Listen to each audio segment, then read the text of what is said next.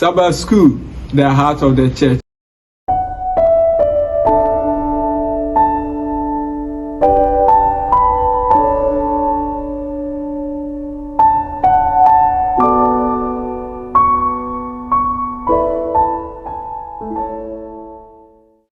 Nyame mani nyame adehye ema ye nyina ho akwa baba adesua tosu du a watu din se apam no ene atwere no Israel for a no we nyame nkrofo ebrewe mu no pese wode wona nkasa ho odin edi onyankopon asem so enso ewi ase no wantumi odi nkuku se wode wo ho to na ho odin so onyankopon pese mene omienu yede ye ho to no nkuto so na nye ya ho odin ne enyansa so na wotwi mu adesua no be man atiase odo atwedi ampo nyame de doyen ene kwan a ye mra ye mu mpu no opese oje yen ebre mu no esese ansa ni beru adesua no no ebesiesi akoma ne abom pai otumfo nyame kan ho ya adesua bre mu ne a obedi yanim no kasafa no mu maye ne ente wasemase wo Kristo Yesu wudi mu nti amen. Nyamema ene yamama mu nsem no yebenya afri onua bema bia ye frɛ no Igba abrantie ye obi a na wadi mfinhia aduonu na onim bibia fa onyankopɔn fise na busia ofri mu no na onye Kristo somfo na ye nua bema yidi mfinhia aduonu no na wofua eboa no ema ni tu kwan ekɔ Asia memeda kwan fo school mu se okosia brofo kasa na bra brantie kodru school mu hɔ no nyankopɔn ye na dom de na osua nyina no na ekoso jojo ma no okɔ ye no nso ode ne ho efore memeda kwan hwefo omo ye asɔre anopa okobi awia okobi anwumra okɔ impo sabat nso na onye omosom edrumre bi afede na ye nua be mai no wabenya odo ewo osum ni mu na oye na adwen se obekenkan tresem no na afi ni wahu Kristo na bra okenkan tresem no na ni kosi tresem a ewo Jeremiah chapter 1 verse number 5 na se onyankopɔn se bra ye mojato ada ye na ye mpo no na wonimi ye saa asemi eye ne de na okoso a hwehwe tresem ni bio na de okaye ne se ene wo se mi hu Kristo yi ma me ho efise o se bra me da me na ye mpo no na wonimi enua be ma hyase sua onyankopɔn ho niema na enda pi baaye na afei die obegidi se ampa Kristo ni onyankopɔn no na afei no obo esu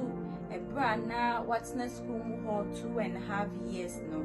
enu achi no ye nua be ma ewie school na owie school no ena okoto aso ewo India eye memeda kwanfo school kro na mu bi na okodru ho ne nso no kwasem ne se missions anase enyoma na ekoso eye nyamsem ka ekoso school wonyina odi ne ho hyemu bi se ono so bagye akra mo Nyankopɔn na de ye nua be ma ide kra ne se o se efi se ohu Nyankopɔn na one ne te no anase ohu Kristo na one ne te no hia ne da na Nyankopɔn ye ne busade nyina ma no empo ko so hwemu a onu Kristo na twitwagye no na obɔ ne ho ban da ne da nyina de ne da kra ne se onyankopɔn se eye mojato ada ye na yem no na wonimiye na ono de enye no nko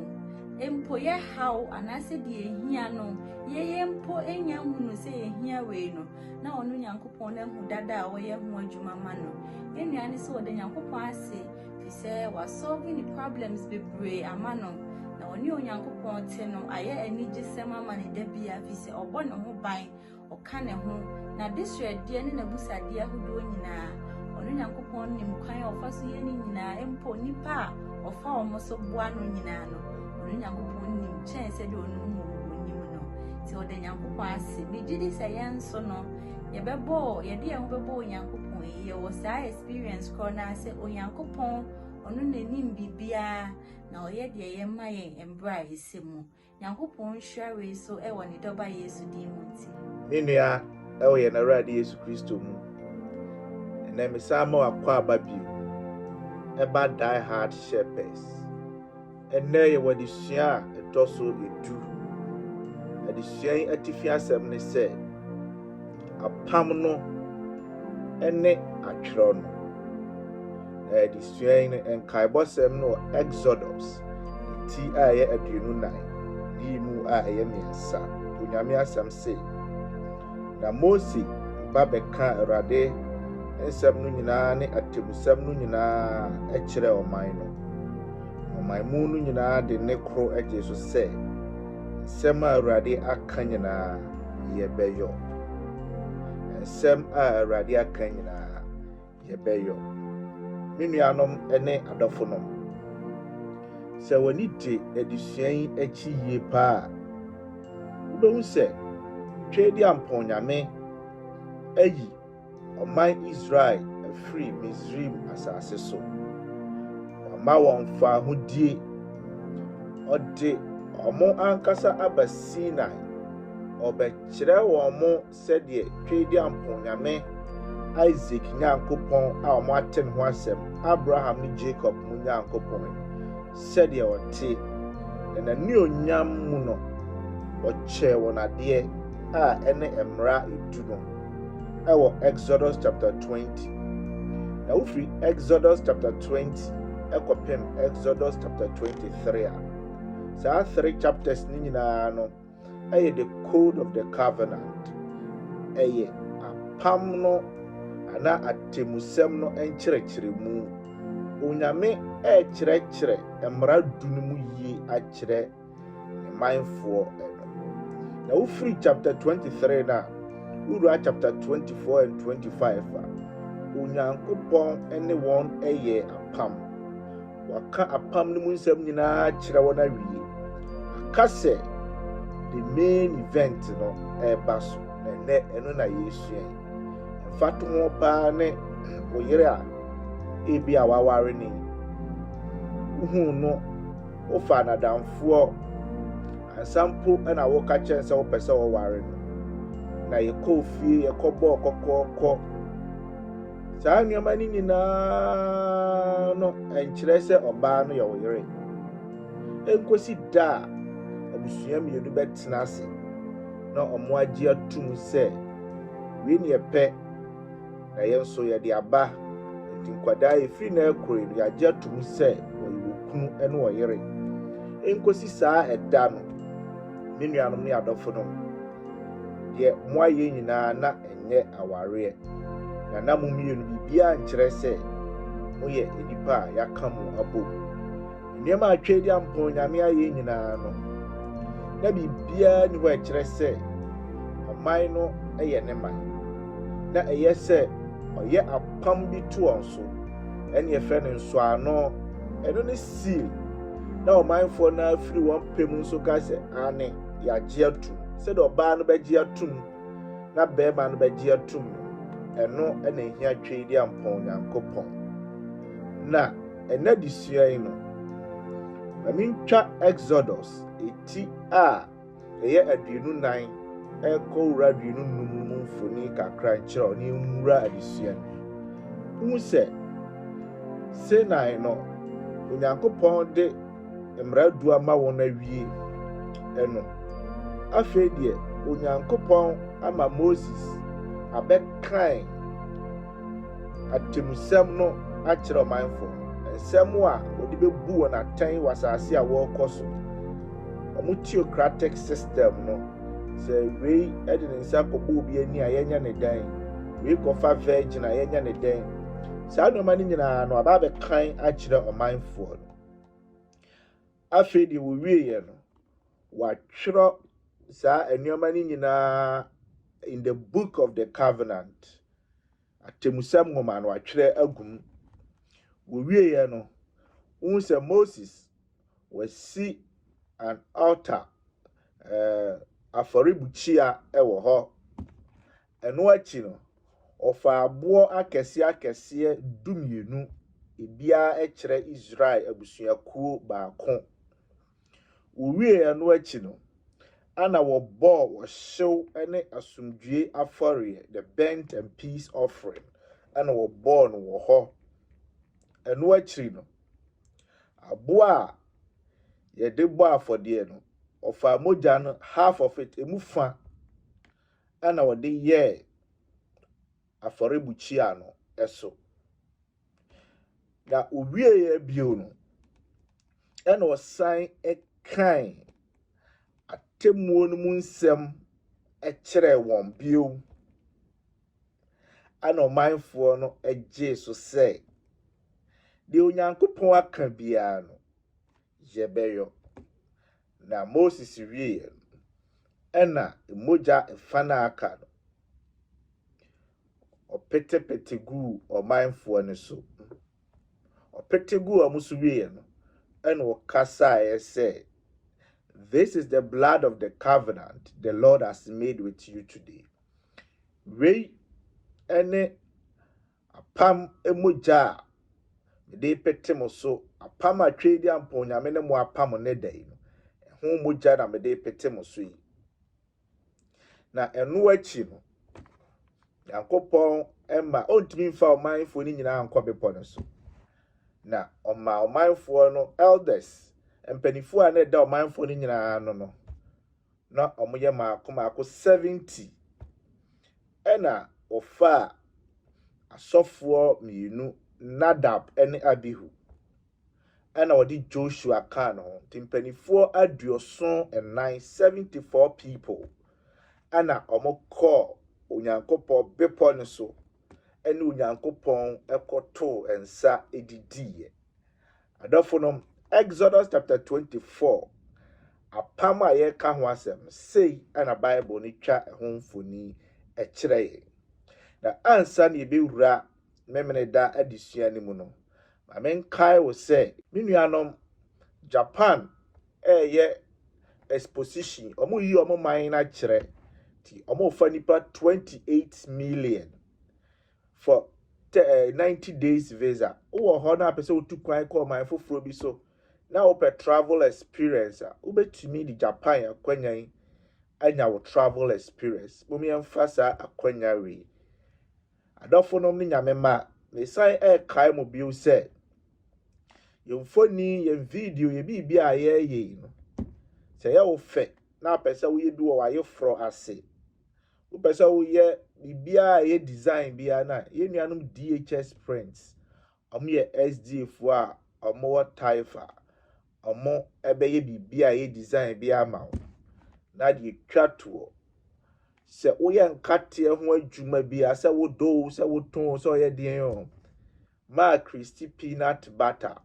wo fa ne number na obetimi no wadi nkomo SD ni wa ye adwuma for 39 years kwa baba be fa nkate na ma wo pese wo de nkate a yayam ekọ man bia so a otimi sili ma kama ensei na wa yusu emradu se ese hwe ya pomoden eyi no New York or the be abrame pen amama yusu very good organic enkodi bibi a ye de nneema bi afram na ma wo yare memene de na disua ne se Onyankopɔn pɛ sɛ ɔne ne manfoɔ enya ayɔnkofa ɛpa na saa asɛm wei ɛna ebe bi bue adesua ne nyinaa ni so akyerɛ yɛn enti enwura kwasiada na adesua ne mu the book and the blood enwoma no ani mogya no on sɛ Moses kan enwoma no mu asɛm nyinaa kyerɛ wɔn wie no ɔmanfoɔ ne gye so sɛ de twedi ampo nyame aka bia yɛbɛyɛ no ana Moses dabi moma mempete mogya insan engu mo so mogya pete gu wɔn so no Bible no mu afɔdebɔ bia ho mogya bia na igyina hɔ ma yɛ na Awurade Yesu Kristo Moses ka kyerɛ wɔn sɛ ɛnyɛ mo ahoɔden ɛna betumi ama mo ne onyame anya ayɔnkofa na emom ɛyɛ Onyankopɔn kuto ɛyɛ wugwama no kuto ɛna betumi ɛne ama yɛ ne Nyankopɔn anya ayɔnkofa me nuanom ya nkasa de yemu ne de ɛyɛ bɔne nkuto ɛna ɛwɔ yemu ya hoɔden mu de yɛ pɛse yɛ pa Israelfo na de ɔmo kan yɛ ɔmo no fafa kekew na ka ɔmo nya kɔmo bɛyɛ pa nanso nipa mu de yɛ mrɛ yɛ bubu yɛ ni tuni bia ɛyɛ Kristo nkuto de ma nipa hoɔden a ebetumi ede aye ono no twedi ampon Nyankopɔn na adwuma adɔfonom enti enwuma no a emu nsɛm no nyinaa no eye mogya no na ebetumi ama enwuma no mu nsɛm no adinim minuanom ne adɔfonom na enye nipa ahoɔden ana betumi ama omode enwoma no mu asɛm adi enkunim tuwa adwada na disua no mu a ɔsi seeing God ahyase no yahu sɛ afei deɛ ɔpeti mogya no gu wɔn so wie yɛ wɔne wɔn nyinaa nipa adioso ɛnan Moses Joshua Nadab ne Abihu ɛne elders maako 70 Afroko bepɔ ne so na ɔne twedi ampo nyame ɛkɔto nsa didi unim die ntia Laban ɛne ne wafaase Jacob na wantwi ɛba wɔn ntam na Jacob udwane akɔre nua yi so Laban se wafa me ma ɛde wɔn adwane ntimi tino de besi de wa ha enye na mra Jacob hu ne yam hye no Nyankopɔn ɛbrɛ Laban akomas na Jacob ka kyerɛ ne sɛ ebi a wo koi obetumi asa aba bio abɛyɛ me bɔne enti ade a ɛbɛkyerɛ sɛ wonyɛ me bɔne ɛne sɛ me ne wo to nsa adidi ansa kra ne de pillars yɛ ntem sɛ obi antimi nkrosi pillar yi enkɔde nyɔnko ahye ti sɛ yɛdi ntitimu yi mespa Yehowa hwɛ me ne wo ntem adidi a mudidi ne kyerɛ sɛ obi ntimi mfa ne nyɔnko akyi enkɔyɛ ne nyɔnko ɛbɔne da yɛ wɔ na mamrɛ a ɛwɔ hɔ sɛ de na bia wokɔ pani bi ɛdɛm n'anim a worɔ mpaboa saa nso na wɔn so wɔ na mamrɛ mu sɛ wo sɛ nipa kuo bi ato nsa didi a ɛnyɛ sɛ aduane ni so ana so ɔmo ni bowls but na ɛkyerɛ wɔn sɛ yɛyɛ anuanom ɛna obiara ɔde ne nsa ato ayo ayi mu no amfa ne nyɔnko akyi ankɔyɛ ne bɔne adafo ɛnom twedi ampo nyame ɛka kyerɛ ɔmanfoɔ no sɛ apam a me ne mo ahyɛ yi no besan ne mo to nsa didi akyerɛ sɛ mimi twedi ampo nyame menya mo bɔne de biara da na mo nso ɔmanfoɔ yi no monhwɛ yie ɛna mo anyɛ me bɔne ɛmɛyɛhu ɛmɛyɛte aseɛ asɛm a esi wapam foforo no ɛmra Kristo ne ne bɔneafoɔ didi na Farisifoɔ sɛ ade na ne bɔne abɔnefoɔ didi na Kristo mɛ yɛate aseɛ sɛ mimi twedi ampo nyame wɔn a wofra wɔn ne bɔneafoɔ menya wɔn bɔne da biara da na mo kura me ba bewu ama wo ɛnɛma wɔ ɛmɛ te aseɛ sɛ de na Onyankopɔn te hwɛ adidi etwa to na ɔne Judas a ɔba beyi na ma mpo edidi ɛkyerɛ sɛ na kuma mu fain na ɔnyɛ Judas bɔne da saa na ɔmo te adidie na ase enti na ɔmo nso ɛnsɛ sɛ ɔmo yɛ Awurade Yesu Kristo bɔne na so Judas firi hɔ kɔyɛ saa no ɛmɛ yehu sɛ no abɔ ne tiri mu pɔ sɛ ɔwɔ adidie na ase deɛ nanso ɔmfa didie no ho hyehyɛeɛ ɛnyɛ adwuma adɔfo nom okay Exodus chapter 24 a osisu mprenu sɛ saa 74 elders a enipa de oso ɛnan a ɛkɔ bepɔ no so no wohu twedi ampo nyame wohu ni 2 times theophanic experience wohu twedi ampo Nyankopɔn osiso sɛ mprenu wohu twedi ampo Nyankopɔn na ɔno wɔn didi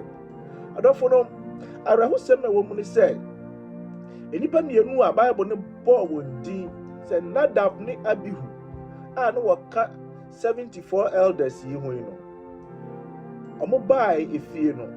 egya sɛ yɛde kɔ asɔre dɛm ɔde kɔ asɔre dɛm ne mpo ɛmaa na ɛba asɔre dɛm a bɛba afɔdeɛ no na Nadab ne Abihu ɛpɛ sɛ wɔyɛ mmaa yi bɔne na twedi ampo Nyankopɔn ɔka kyerɛ wɔn wantie na wogya firi soro ɛbɛhyee wɔn ɛwɔ asɔre fie hɔ me nuanom ne adɔfo no wonim deɛ nti a adesua bɔɔ saa asɛm wei so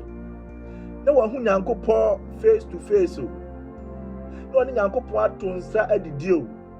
nanso na wɔn sesaeɛ ɛmma yɛate aseɛ sɛ me nuanom ne adɔfo no yɛhu twedi ampo Nyankopɔn no nyɛ niwa deɛ yɛdi hu ne kɛkɛ enye nsa ye ne to adidi keke na e go beyond that e bro saa nneɛma no enye elder wa di for 24-25 years enye nsɔre ahodo a wate enye nsafo ahodo a wakom e bro saa nneɛma no eso na dam ne ya bi huhu twedi amponyame ene ni didi nanso osa kwa akire ekoye bɔne Judas ohu twedi amponyame ene ne nante ye for 3.5 years oni ni didi eye ni sikasam de ene ni kwa fiem kwa kika nyamsam confuse ahodo de nanso na wo hu twedi amponyame asuafo no Yesu Kristo wu achi ansa na wo hu twedi amponyame etu Tuesday lesson is power to obey and ya kwan ben so na ye befa so a ye behu awurade a ye nya ne bone ene ne betena enti se ye hu Nyankopɔn ye ne didi ye ne kofiem akoye na djuma na Israelfo nso emprensa o ka se de nyame aka bia ye beye na no nyina achi no ye san akoye bone Paul say papa be pesa me ye ntimi bone ana me ye wa ye ministry sa so say ye me pesa me ye ni ntimi me nuanom ene etumi a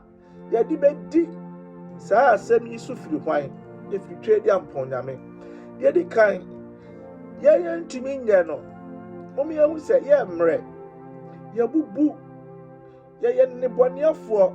na tumi a ye di be di Onyankopɔn na asem so no e firi twedi amponyankopɔn kuto twedi amponyame kuto na di sa tumi ne ma ye yankasa mu de ye ntumi nye papa bia o kai Garden of Eden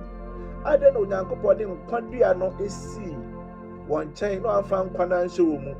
e kire won say da bia you need to depend on the external source e de wa bonten no e ho na otumi ni firiba moma yamfa ya ho matwedi amponyame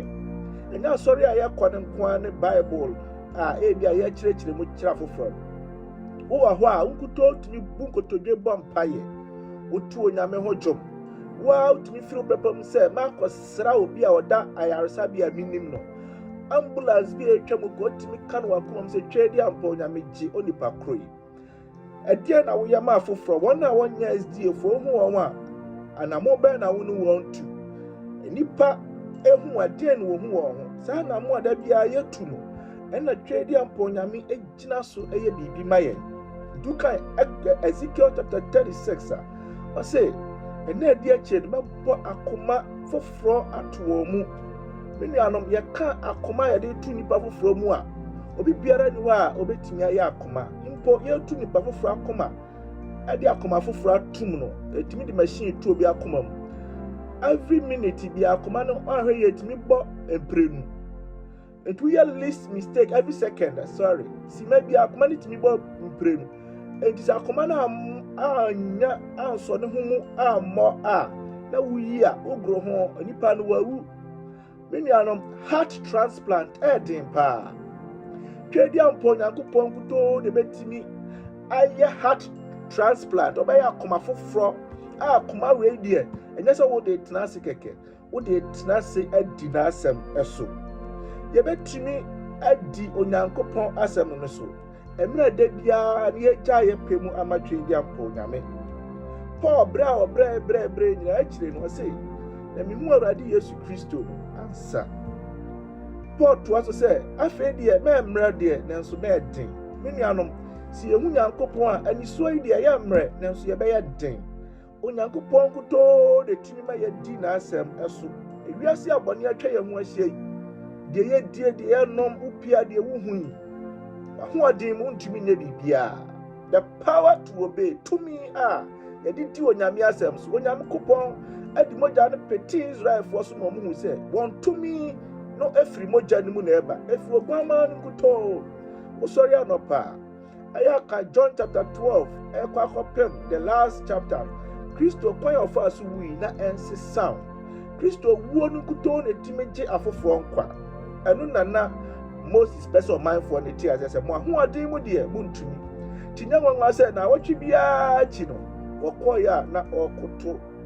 aboa ɛsɛ ɔno ne wonyame ahoɔden mu no de na obetumi ayɛ no ya ahoɔden mu no bɔne nkuto ne yɛbetumi ayɛ nanso Kristo ahoɔden mu no yɛbetumi ayɛ n'adwuma ɛno na theology frɛ no justification, sanctification and glorification. Kristo wu asɛnnua no so no wabu yɛn nyinaa yɛ bem. Obi a ɔbɛgye Kristo adie biara de abu ne bem. Nanso ahoteɛ te sɛ yɛbɛnante ahoteɛ mu deɛ sanctification deɛ ɛyɛ daa na mo a yɛsrɛ Nyankopɔn sɛ ɔntew yɛn ho. Mokae sɛ Yuda ka kyerɛ n'asɛw ne sɛ ɔbaa ɔtene sen me. Me nuanom yɛkɔ Nyankopɔn nkyɛn atenene no ɛdɔɔso pii ma yɛn. Yɛbɛtene saa kɔsi sɛ daakye bi anuonyam hyɛ glorification ɛbɛba. Kwada na disua ne say, in the midst of the people. Yade Exodus chapter 24 na badawie yakɔ Exodus chapter 25. Nyankopɔn ka kyerɛ Moses sɛ, "Makɔ Moses, adeɛ bi a mepɛ sɛ ɔmanfoɔ ne hu sɛ medɔ wɔn ne sɛ mepɛ sɛ meyɛ biribi ma ɔmo hu sɛ meda so wɔ wɔn mfimfini. Wɔn bɔne nyinaa akyiri no, yɛ ntomadan na m'ani onyam ɛbɛbam ama ɔmanfoɔ no ahu sɛ me ne wɔn na wɔ hɔ." Me nuanom, Onyankopɔn ntumi mfa ne nhyɛ box bi mu. Onyankopɔn nyɛ ntomadan a nipa yɛ mu na ɔte, nya asɔredan a yɛsisi no mu na ɔteteɛ. Entimi nkonteni no. Nanso so yɛbɛhu sɛ wɔka yɛ ho nti no. Ɔwɔkwan a ɔda ne ho adi wɔ saa nneɛma wei nyinaa mu ɛkyerɛ yɛn. Me nuanom, na ɔman Israelfoɔ nso onya atenka sɛ twɛdi ampo Nyame ka wɔn. Ɔdɔ bɛn ni sɛ Onyame da ne ho adi ɛwɔ tent ne mu ɛkyerɛ wɔn sɛ meka wɔn ho. Na nneɛma bi a wɔyɛ biara nso wɔbu so a na ɔho onya so sunsuansoɔ ɛma ɔho sɛ ampa Onyame ɛka wɔn ho. Nyame ma ɛne Nyame adɔfo no. Onyankopɔn nante wɔn mu ntomadan mu saa ma wɔnya asuahunu. Na afei deɛ ɔyɛ nneɛma wano. Wokɔyɛ wada na disua no so ɔsɛ filled with the Spirit of God. Adisua we damakoma so. The first time a Bible no mu Onyame ɛka sɛ ɔde ne honhom ɛhyɛ nipa bi mu ɛyɛ ha. Sɛ me de honhom de honhom ɔhyɛ wɔn mu. Na nipa bɛn na wɔka wɔn ho asɛm. Bezalel and Aholiab. No more designers. And they are keeping aka say DHS printer a car on one semi. Your designers, carpenters for Omo Pamadia to say tailor for any seamstress. Many anomne adophonum. Say ni parinum. Say when Yankopon was through you know who only when a Juma wa ye. And I say, say designer we call and chain. Na me de me homo shenimu. Omo no meyan to my dino in the way a beye fena shemadunyam. Minianum designers, painters, tailor for yede atade bi bramua na wagina ni ukoya so no meya go na men hofro entu ya sa twedi amponya no betumi ahu ede ne honhom ahye mu se koye ntomadan ni mu adwuma dabi Onyankopɔn se enipa me de me honhom hye wo mu eye sa nipa oye designers ene nipa mu won papa na se twedi amponya se nipa ye mu won nyame mani di won achi de be honhom show mu adisua no wo ba ne tofa Onyankopɔn kyerɛ sɛ ɛmfa ho ne sɛ deɛ wotie bia no ohun na ade ho mana ɔde wo bɛyɛ na dwuma na asɔfoɔ no Onyankopɔn me yɛ design atade ma asɔfoɔ na ɔsɔfo panina no wɔ mu deɛ effort atade a o design ma wɔn na o ade bi ɛbɔ wɔn akoma so na ɛsɔ light Urim ɛne Tumim so bi yɛ bɔne na obɛgyina wɔn anim na wɔanka no kra baako sɔ ɛma amono mu hɔ a enya katua de ma no na deɛ ni gye sɛ na saa adeɛ na ɛsɔ light no Onyame me yɛ de to wɔn akoma so pɛpɛpɛpɛpɛ bia yɛ Onyankopɔn sɛ mɛtwerɛ mmara no agu no ɛhɔ na ɔde to yɛ Onyankopɔn mmara no kuto na ebu enipa atɛn to Onyame mmara no baabi a na da no ɛhɔ na temmuo efiri ba dwene ho ɛyɛ fa Onyankopɔn mmara no eni agorɔ na adisua ne kɔ na wie yɛ no Nyankopɔn ɛde mmara du no ɛma Moses asɛm a ɔka kyerɛ ne twa atoɔ no sɛ so the sons of Israel shall observe the Sabbath to celebrate the Sabbath throughout their generations as a perpetual covenant. Enti ma ɔmanfoɔ no ɔmo nim homeda so baabi a ɔbɛkɔ biara na daa no ɛnyɛ me ne wɔn ntam apam. Wɔkae Ezekiel 20 verse 12 Onyankopɔn sɛ homeda no ɛnyɛ me ne wɔn ntam apam. Nyame ma yɛmfa Onyankopɔn homeda ni agorɔ apam a yɛka ho asɛm apam no Onyankopɔn homeda ɛda so ɛhye na Onyankopɔn ma mmaransɛm du no a ɛyɛ apam no ɛnyina soɔ no ɔma wɔn de kɔ kronkron bia No afan to babia say what they control the Ark of Covenant apamadaka no emu na Onyankopɔn de n'adom ahengua no esi apamadaka no so. Emrasem du no Onyankopɔn ede ko kronkron bia kyerɛ kronkron anaye. No achi no Omaya de to apamadaka no kyerɛ sɛ ɛyɛ Onyankopɔn apam a ɔne ne manfo wɔ. No achi no ɔde n'adom ahengua si so sɛ obi biara a ɔpɛ me nkyɛn adom no agye sɛ ɔba mmara turo yi ho. Onyankopɔn ma yɛ ahoɔden a yɛbɛtumi de adi n'asɛm so. Adesua tɔfabɔ ɛne sɛ ɛmfa ho ne sɛ deɛ wotie bi a sɛ woyɛ kapentani, sɛ woyɛ mason, sɛ woyɛ deɛn, sɛ woyɛ Israelni papahwe akwa bi a wonim sɛ nipa ehu wo a bratwa di ampo Nyame nkyɛn na ɔbɛdom na wasiesie wo. Onyankopɔn te n'anim nkyerɛ n'adom ɛne n'ahomɔbra ɛnsa da nti. Amen. Onyankopɔn batwe de ampo Onyankopɔn hyira. Kakran de adesua ne nyinaa ba wie. Yɛgidi yie sɛ wanya nimbe pii no ana afi na wɔtwe nso adesua. Nyame yɛ adoma next week same time yɛde adesua tosu du baako nso bɛsane abrɛw. Na ne yɛsrɛw ne sɛ wode subscribe ma yɛ. Ne mmia bell na ɛwɔ ase hɔ no so. Yɛnya de bɛtu mu a na yɛ drop ya na a notify wo. Sɛ ne bɛya nso betimi ahwɛ na wahyɛ ama onua bi nso nsa atumi anka. Until next week same time. The edition besan bro na se na onim ade ba ko na mesre Awurade de ma wo se twedi ampo Nyankopɔn ade bi e da wakoma so a ode tu no onim no Awurade no anti o na onye obusa de ma na answer na ye de bibia be kwa wie no mo ma ye nhira so ye da wase otumfo Nyankopɔn wa ma yesua de sua de nimde no nyina wase ye nyam yensa atumi aka me de aba wie asedan fa Yesu so nka odi yesro ko so ma honhom nye mu adwuma na ma penya ho ma ye ewe Yesu di no. Amen.